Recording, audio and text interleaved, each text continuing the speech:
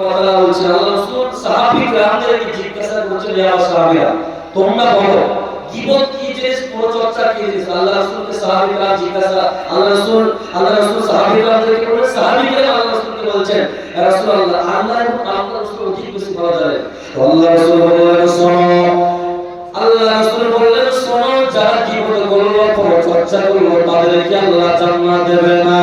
তখন সাহাবী-কিরাম বললেন, ইয়া রাসূলুল্লাহ, হে হাবিবাল্লাহ, দয়ার নবী গো, আমি যার ব্যাপারে সমালোচনা করব, যার ব্যাপারে আমি কথাবার্তা বলা করব, যার ব্যাপারে আমি চর্চা করব, যার ব্যাপারে গল্প করব, ইয়া রাসূলুল্লাহ, সেই ব্যক্তি যদি সত্যিকার যদি সেই রকম কাজ করে থাকে, সত্যিকারে যদি ওই রকম কাজ করে থাকে, তাহলে আমি কি করে করলাম, তাহলে আমি পরচর্চা করলাম, তাহলে আমি পরনিন্দা করলাম।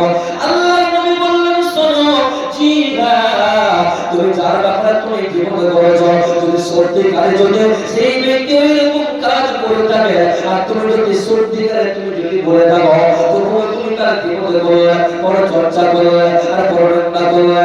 আল্লাহ রাসূল বললেন, শোনো, আর যদি তুমি তার ব্যাপারে সমালোচনা করলে, গল্প করলে, লোকের মধ্যে তুমি বলাবলি করলে, লোকের মধ্যে তুমি বিভ্রান্ত সৃষ্টি করলে, আল্লাহ রাসূল বলেছেন, শোনো, যদি তুমি তার উপরে তহমত দাও, তুমি তার উপরে যদি তাকে বড়টাকে যদি তুমি তার উপরে দোষ চাপিয়ে দাও, আল্লাহ রাসূল বলেছেন, শোনো, তুমি তার উপরে তহমত দিলে, তার উপরে তুমি তহমত দিলে। এই জন্য আল্লাহ রাসূল বললেন, শোনো, তোমরা গীবত করা থেকে তোমরা বাঁচবে, সন্দেহ করা থেকে বাঁচবে, লোকের কথাবার্তা বলা থেকে তোমরা বাঁচবে। কেন না তোমরা গীবত করবে, পরচর্চা করবে, রাদখুলুল জান্নাত, আল্লাহ জান্নাতে যাবে না, পাবে না।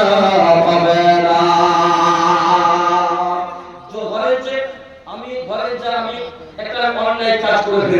একটা অন্যায় কাজ করে ফেলেছি, আপনারা আমার ব্যাপারে আমি সত্যিকারের সেই অন্যায় কাজটা করে ফেলেছি, আর আপনাদের এই হাসানপুর গ্রামে আমার ব্যাপারে সমালোচনা করছেন, আমার ব্যাপারে বিভিন্ন রকম বলাবলি করছেন। আমি যদি সত্যিকারে যদি সেই রকম কাজ করে থাকি, তাহলে আপনি সেটাও গীবত করলেন, পরচর্চা করলেন। এটা হচ্ছে হাদিস, হযরত আবু হুরায়রা রাদিয়াল্লাহু তাআলা তিনি বর্ণনা করেছেন।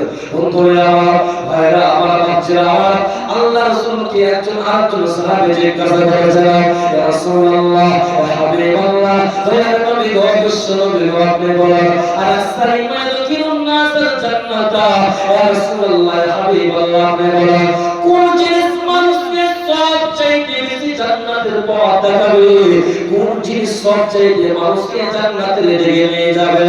আল্লাহ রাসূল বললেন, শোনো, এ আমার সাহাবীরা শুনে নাও, রাস্তায় মাইদুকিন নাসাল জান্নাতা ফাকালা তাকাল্লাহ, যারা চরিত্র যারা আল্লাহকে ভয় করে, সদা সর্বদা আল্লাহকে ভয় করে দুনিয়ার বুকে চলাফেরা করে, নামাজ পড়লো, রোজা রাখলো, যাকাত দিল, ইত্যাদি রকম ভালো কাজ করলো, ভালো কর্ম করলো, আল্লাহর নবী বলেছেন, শোনো, যারা আল্লাহকে ভয় করে দুনিয়ার বুকে চলাফেরা করলো, ব্যবসা করলো, বিজনেস করলো, এজন্য আল্লাহ বলেন, ওয়াইয়াত্তাকিল্লাহ আল্লাহু মাখরাজা, যারা আমি আল্লাহকে ভয় করে দুনিয়ার বুকে ব্যবসা করলো, বিজনেস করলো, বিভিন্ন রকম কাজ করলো, আল্লাহ বলেন, শোনো, আমি আল্লাহ তাকে বিপদ থেকে, মুসিবত থেকে আমি আল্লাহ উদ্ধার করে দিব, তার কোনো চিন্তা হবে না। তাহলে আপনাকে সর্বদা আল্লাহকে ভয় করতে হবে, জাহান্নামের আযাবকে ভয় করতে হবে। আপনি ধরেন যে আপনি 5 ওয়াক্ত নামাজ পড়ছেন, আপনি 5 ওয়াক্ত আপনি টাইম বাই টাইম আপনি নামাজ পড়ছেন, আর আপনি দান সাদকা আপনি বিভিন্ন রকম আপনি ভালো কাজ করেছেন, কিন্তু আপনি যদি আপনার ভিতরে আপনার দিলে যদি আল্লাহর ভয় না থাকে, তাহলে আপনার ইবাদত আল্লাহ দরবারে কোন কাজে আসবে না। হ্যাঁ, যদি আল্লাহর যদি ভয় না থাকে দিলে, তাহলে আপনি যতই নামাজ পড়েন, যদি আপনি ভালো কাজ করেন, যদি আপনি ভালো কর্ম করেন, আপনার ইবাদত আল্লাহর দরবারে 5 পয়সার কোনো কাজে আসবে না। এজন্য ভাইরা আমার, বন্ধুরা আমার, আমাদেরকে সর্বদা দিলে আমাদের আল্লাহর ভয় নিয়ে আনতে হবে, তাহলে আমরা কামিয়াব হব, তাহলে আমরা জান্নাতের পথে আমরা যেতে পারবো। ভাইরা আমার, বন্ধুরা আমার, এজন্য আল্লাহ সুবহানাহু ওয়া তাআলা বলেন, ইয়া আইয়ুহাল্লাযীনা আমানু লা ইয়াসখার, আল্লাহ সারা পৃথিবীর ঈমানদার বান্দা বান্দীদেরকে বলে দিলেন,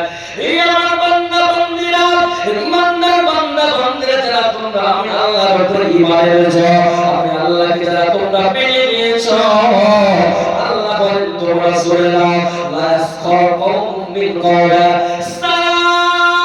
পৃথিবীর পুরুষদেরকে বলছে, পুরুষরে শুনে নাও, লা ইয়াসখার কওমুম মিন কওলা, তোমরা এক পুরুষ অপর পুরুষের বিদ্রুপ করবে না, এক পুরুষ অপর পুরুষকে ঠাট্টা করবে না, এক পুরুষ অপর পুরুষকে নিয়ে মজা নেবে না, কি করবে না, তাকে তুমি ছোট চোখে দেখবে না, তাকে তুমি অহংকারের চোখে দেখবে না, তুমি তাকে তাকাব্বুর করবে না, তাকে তুমি হিয়ানত করবে না। খবরদার খবরদার, তুমি তাকে দিকে তুমি কখনো বিদ্রুপ করবে না। পুরুষ তোমরা শুনে নাও, কেননা তুমি যাকে দেখে তুমি ঠাট্টা করেছো, যাকে দেখে তোমরা বিদ্রুপ করেছো, যাকে দেখে তোমরা মজা নিচ্ছ, আল্লাহ বলেন শোনো, আসা সে তোমার চাইতে উত্তম হয়ে যেতে পারে, ব্যবহার সুন্দর হয়ে যেতে পারে, আখলাকি সুন্দর হয়ে যেতে পারে, আল্লাহর কাছে আল্লাহর নিকটে প্রিয় বান্দা হয়ে যেতে পারে। আমাদের পৃথিবীতে পুরুষ হয়ে খবরদার খবরদার, এক পুরুষ অপর পুরুষকে কখনো বিদ্রোহ করবে না, করবে না, করবে না। আপনারা আমার কথা বুঝতে পারছেন তো? আপনারা কথা বলছেন না কেন? আপনারা বুঝতে পারছেন তো আমার কথা? মাশাআল্লাহ। আর লোক না ভালো লাগছে না, আল্লাহ